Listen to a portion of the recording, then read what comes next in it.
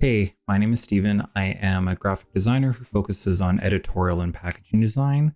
Let's do a quick review of Kiss of Life's Midas Touch. Midas Touch explores the initial stages of love, while the B-side Nothing explores the end of a relationship. And Kiss of Life aimed to recapture the nostalgia of the early 2000s pop music for this album. This album design incorporates aesthetics from the Y2K era, as well as design elements from the postmodern era of the 1970s, featuring chrome and 3D graphics, bold and bubbly fonts, a rush of bubblegum pink and pastels, and an abundance of textures. However, it does seem to lack certain aspects of technology and cyberculture that would make it more authentic to the Y2K period. But this is a modern interpretation, blending in contemporary design elements, which I think is a fine choice and still taps into that nostalgia that they're trying to convey. On the cover, I'm particularly fond of the use of scale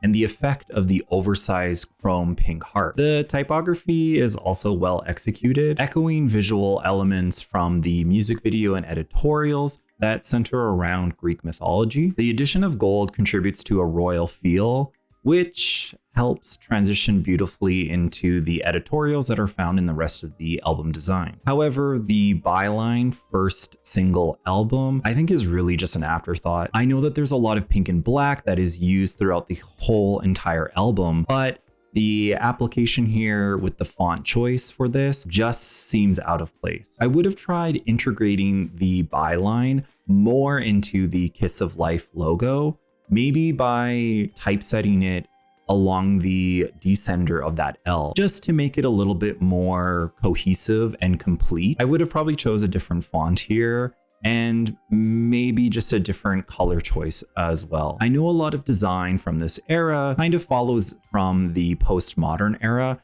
which references, punk and grunge styles, which often doesn't follow a formal grid. But the layout of the cover just seems unintentional. The only reason why I could see that they placed the Kiss of Life logo in the top right is because of the highlights that are in that section, which would create legibility for the type there. Now, I am looking at an image of this album. So in person, maybe the colors and contrasts are a bit more vivid there, but on this image, there is very low contrast. So that's probably why they put it up there.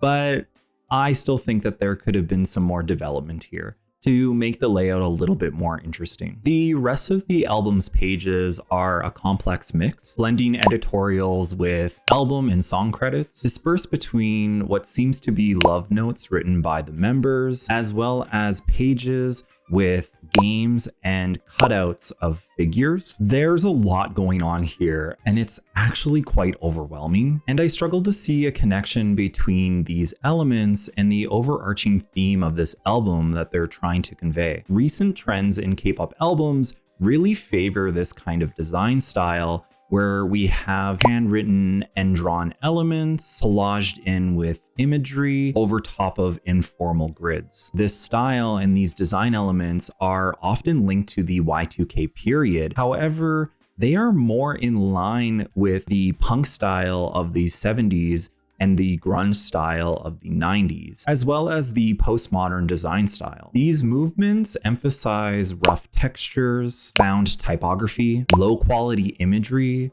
bold colors, high contrast, and handwritten and hand-drawn elements, all of which are prevalent in Kiss of Life's album design. I think we need to really stop associating these aspects in this design, as well as other albums that I have reviewed over the past year, with the aesthetics of the Y2K period. Now, there are some things that I do enjoy about this album, and one of them is the inclusion of this storyboard for the music video. I kind of wish that this approach would have been extended in the album. Maybe they could have done it for the editorials and the set design for them. I really enjoy getting to see the behind the scenes of how some of this stuff is produced. The editorials themselves are very high quality, and I enjoy the selection that they've added into this album, as well as the use of full bleed imagery. For the pages that follow a more minimal and flat design, specifically the song credits pages, the design is well executed with a nice grid that establishes good hierarchy. This break from doing that kind of more collage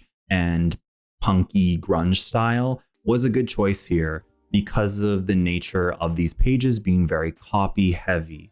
So we want to make sure that legibility is at the forefront here, and doing that was a good choice. I would have appreciated more continuity throughout this album. Beyond the consistent use of the pink and black color palette, a more consistent use of fonts, for example, would have been welcomed. For the journal-like pages, incorporating photography from the editorials, perhaps images of the set backdrops, could have added that depth and cohesion that I'm looking for, and it would still fit with the styles and references that they were going for. These elements, along with the handwritten notes and collage textures, could have created the repetition, rhythm, and movement that was much needed in this design. This would have helped unify the various sections, making the album feel less disjointed. Now, I do want to preface by saying that I do understand that Kiss of Life is a new group from what I believe to be a small label. This is their second comeback since debut, so resources could have been limited